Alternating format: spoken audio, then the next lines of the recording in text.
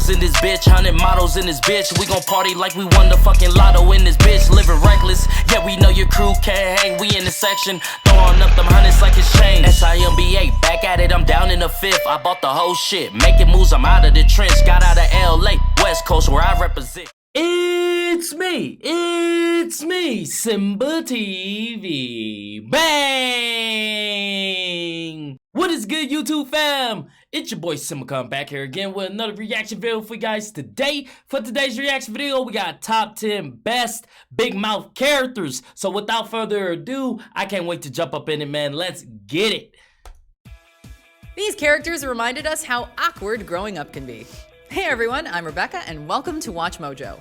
Today we're counting down our picks for the top 10 big mouth characters. Like that guy, Daniel, that you met? Oh, Leah likes Daniel. Leah will slit your throat. Nice. Damn. Third-person threat. This list is pretty self-explanatory. We're looking at our favorite characters from this no-holds-barred coming-of-age comedy. Let's get to the list. Number 10, Jay Bilzerian. The youngest member of the dysfunctional Bilzerian family, Jay is the proud perv of the friend group. He doesn't have a hormone monster yet, but then again, as Maurice points out, he basically is a walking, talking hormone monster. And remember that time I tried to wash you and you were just like wet for 3 days? So wet. Sopping wet. Yeah, and like so moldy. Jealous much, bitch? Fond of his pillows, Jay is open with his friends about his raging mojo and attracted to both sexes. That was actually my first kiss. It was my first guy kiss. What did you think? Hey man, a mouth's a mouth. Stop quoting your dad's law commercials. Why don't you make me? He keeps it real, but his intensity can be too much for some people. Still, his zero-filter attitude makes him one of the funniest kids on the show. God, Jay, you're so good at the before sex stuff. Yeah, for girls and guys, bro. Oh yeah. Number 9, Matthew. I have a whole backstory about how I used to live in Texas, and I got bullied online. They called me the steer queer. Nobody wants to hear about that. Exactly. They just want me to be sharp and cutting and funny. The openly gay student of the class, Matthew is outwardly all confidence and sass. He dishes out advice, snark, and witty insights at the drop of a hat, and seems to have himself figured out, while the others are still struggling. Relax, queen. It's just girl talk. Well, I'm not a girl. Right, but you're not like a boy. Jeez. You don't fit in anywhere. But despite this outward confidence, Matthew is quite lonely, and as sensitive about growing up as anyone else. On top of that, he also feels left out because of his sexuality. However, he's not unpopular. He's best friends with Jessie, he has a budding romance with Jay, and he's the favorite of Maurice the hormone monster. Requested. Really? Aiden. I'll follow you back. Matthew. Matthew. Okay. Okay. Bye. Bye. Oh, you guys are making beautiful music. Number 8, Elliot Birch. A man can touch another penis or even kiss one very lightly, and it still doesn't necessarily mean he's a homosexual. I don't know what this man talking about at that point. I don't know, man. Look.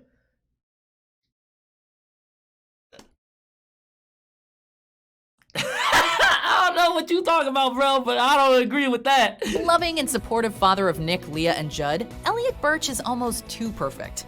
If his kids have a problem, he empathizes to an embarrassing degree.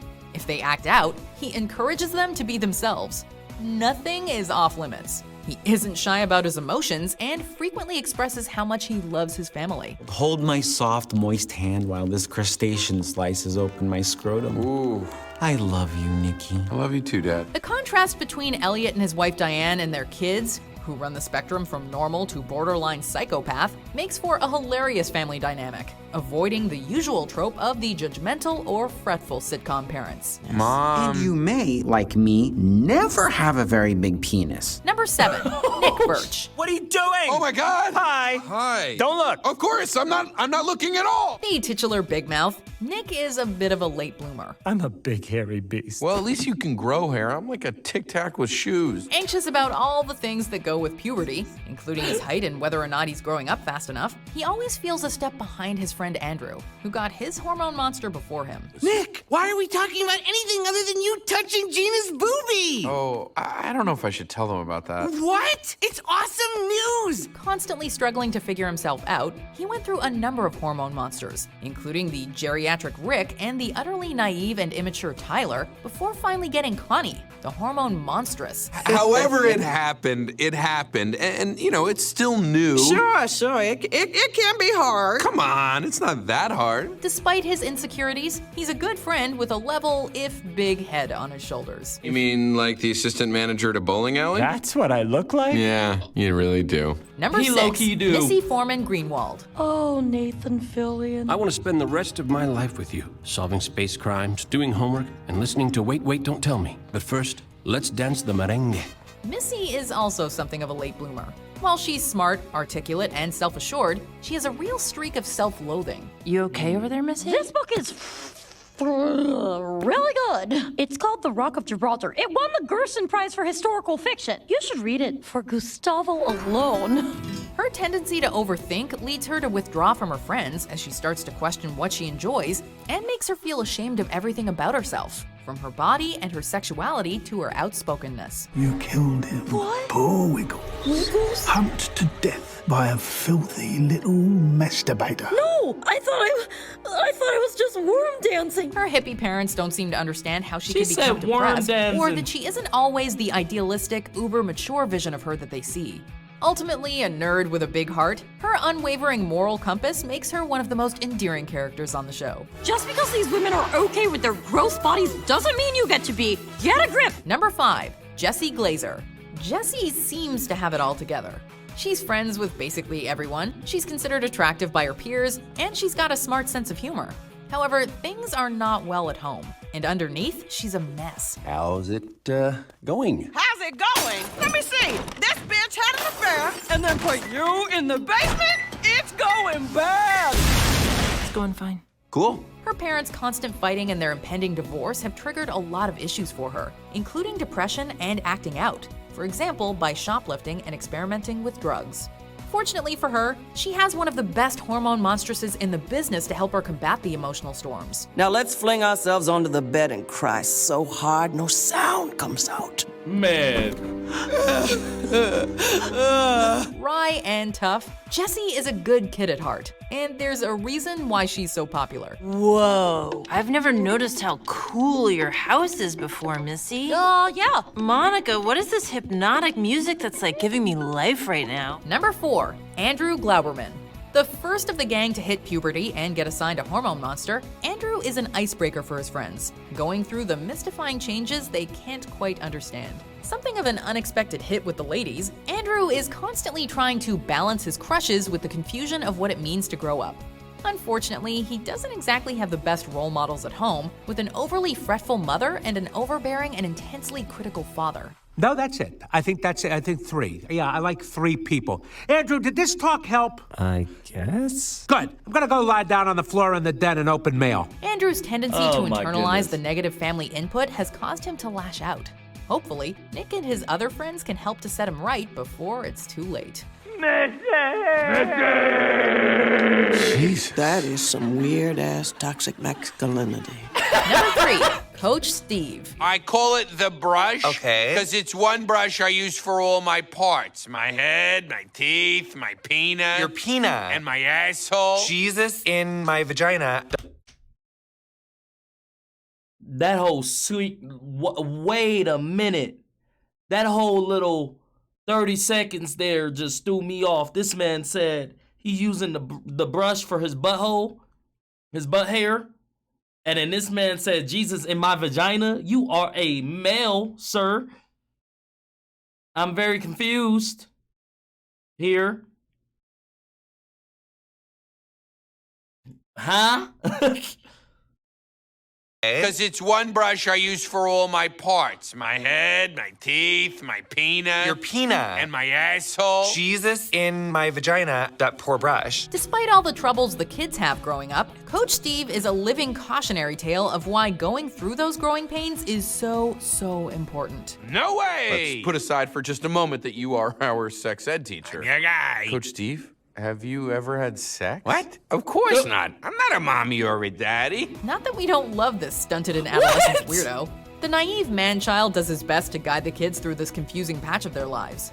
but when it comes right down to it, he's more incompetent than they are. All right, guys, today we're focusing on sexual education, which I am now qualified to teach because I recently made thick in the warm. Maybe if he'd had a more functional hormone monster than Rick, he would have turned out better? Jay's mom is a squirrel. As always, you're spot on, my dude. I should probably talk to Jay. And I should probably talk to Coach Steve. All the same, his good nature and upbeat attitude, fearing no shame or judgment, makes him a strangely good role model in some senses, and one of the funniest characters on the show. You okay, Andrew? These things, they're just skits, right? Most of them are, but that one seems like it really happened. Number 2, Connie the Hormone Monstrous. Why not just take what we want and save that money for I love her. Bonnaroo tickets? The female personification of hormones, Connie is fun and flirty, but also a little scary. Oh, Not to yeah. mention that the way she says bubble bath is absolutely legendary. We shall reach up that little pygmy's ass and pull out his heart!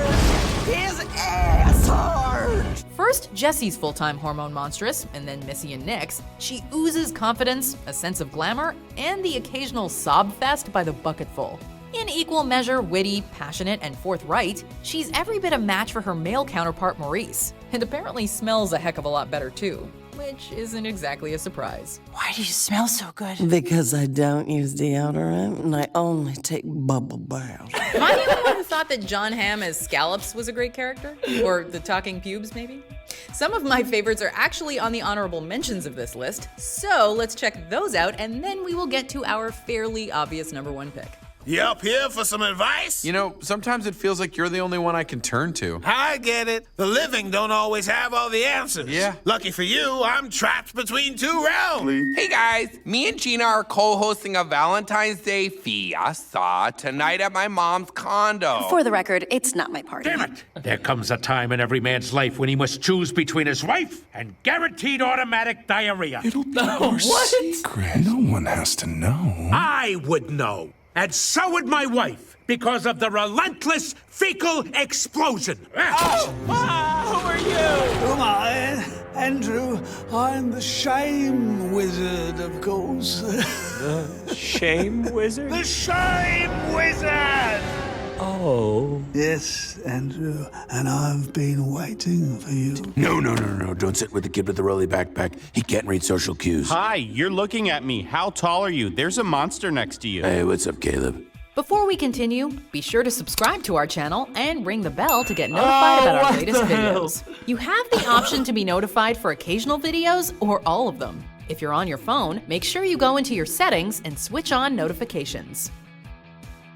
Number 1, Maurice Maury Beverly, the hormone monster. Okay, I should tell you, this is school, and we need boundaries. If you want me to go away, you know what you have to do. Jerk off. Jerk off, yeah, exactly. A lot of the show's notoriety has to do with this guy right here. I love him, man. I love him. He's the best. Of course he got number 1. He's the best.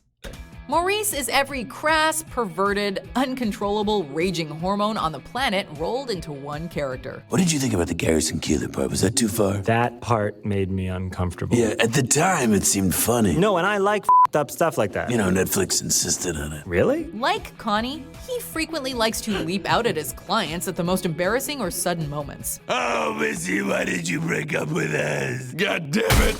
Well, oh. Ooh, and crotch level, no less. Yes, please. Absolutely sex-crazed, he tries to guide Andrew and the others under his tutelage in the right direction. Even if that direction is almost entirely motivated by sex, the thought of sex, or the promise of anything remotely related to sex. He's right. He hates when I'm right. He hates it. Like when I'm like, let's jerk off in the shower. Well, it rattles me, you're so often wrong. He has on occasion gone too far, but he's all the more hilarious for his shock factor. I can't be horny and still be a decent guy? Look, as His Holiness the Dalai Lama once told me, you have enough blood to fill your heart or your schwanz, not both. So, which Big Mouth character is... Big Mouth, man. Big Mouth is legendary. I love it. If you guys like this video, go ahead and hit that thumbs up button for me. Thank you guys for commenting, sharing, and subscribing. And I'll see you guys next time. Peace.